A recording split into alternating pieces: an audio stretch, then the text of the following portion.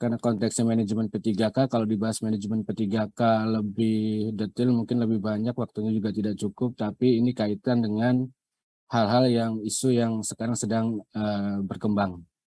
Kaitannya dengan pengadaan P3K, karena bagian dari manajemen P3K. Yang pertama, Bapak Ibu sekalian, seperti diketahui kalau Bapak Ibu teman-teman semua berkecimpung di dunia kepegawaian, pastinya sudah tahu dengan adanya Undang-Undang 5 2014. Nah, ini yang menjadi dasar dalam pengelolaan manajemen ASN di kita semua. Yang pertama, Undang-Undang ASN ini mengamanatkan atau jelas di dalam situ bahwa aparatur sipil negara itu terdiri dari PNS dan P3K. Nah, PNS sendiri manajemen P3K itu sama-sama kita ketahui diatur di dalam PP 1117, kemudian 9 pasal 96 PP 48 itu mengingatkan, jadi melalui Kementerian PAN mengingatkan bahwa PPK untuk menyusun langkah strategis penyelesaian. Nah, dari situ berlanjut kemudian bersurat lagi, ada melalui surat Menpan lagi untuk ketentuan dilakukan pendataan untuk diselesaikan. Maksudnya untuk pendataan dengan kriteria tertentu. Nah, berikutnya terakhir 1917 itu cut off tanggal 30 September. Nah, ada beberapa yang kendala jaringan karena daerah-daerah tertentu yang memang sulit untuk mengakses internet, ini diberikan waktu untuk yang belum melakukan penginputan terhadap database di sistem aplikasi BKN, diberikan waktu diverifikasi terlebih dahulu, baru kemudian diuji publik, terakhir nanti disampaikan kembali sebelum tanggal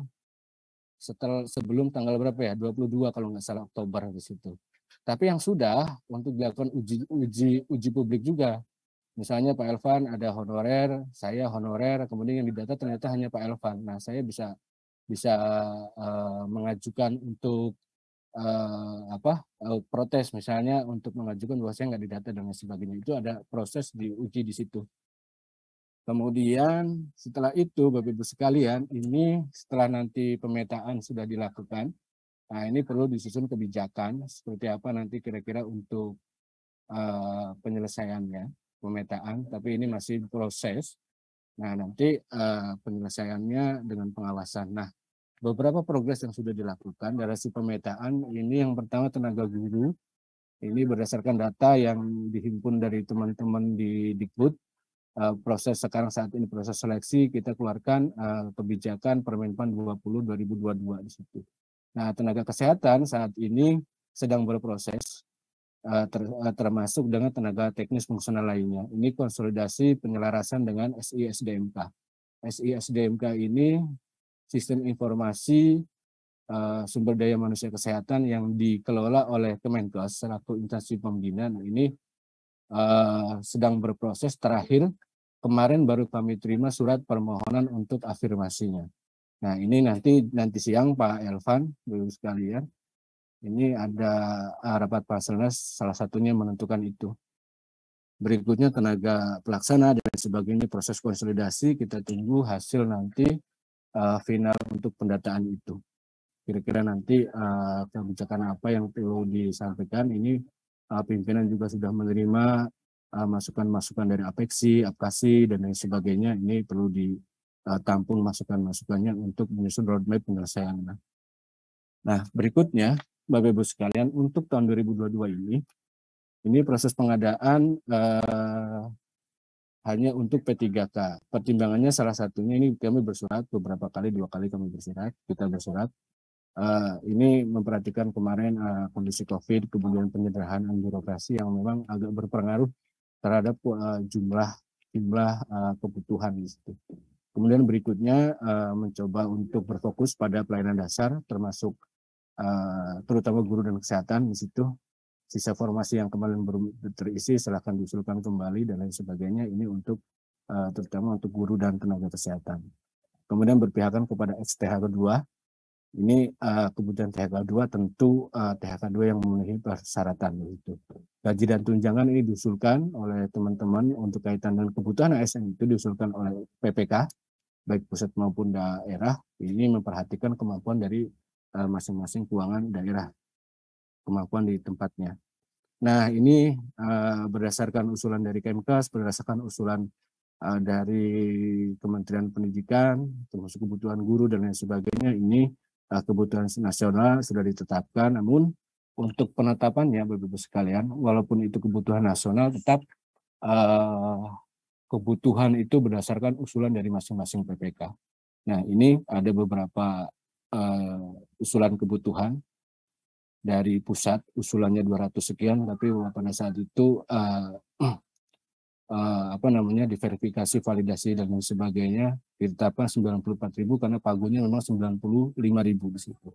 Nah, yang daerah ini usulan dari teman-teman PPK daerah itu sekitar 515, namun ditetapkan 438.000. Setelah mengusulkan itu dari jumlah total ada 724.000 yang sudah ditetapkan 532.000. Nah, ini ada beberapa hal, misalnya ada jabatan-jabatan yang tidak dapat diisi oleh PPK, teman-teman mengusulkan dan kemudian ini akhirnya berkurang. Itu salah satunya itu. Nah, berikutnya Bapak Ibu sekalian, untuk penyelesaian guru di kebijakan untuk pengadaan guru ini tertuang di dalam Permenpan 2020 Permenpan 20 tahun 2022 seperti yang disampaikan sebelumnya, ada beberapa hal perbaikan rekrutmen untuk guru. Ini prinsipnya bahwa ada 5 poin untuk perekrut guru yang ada perubahan dari tahun sebelumnya.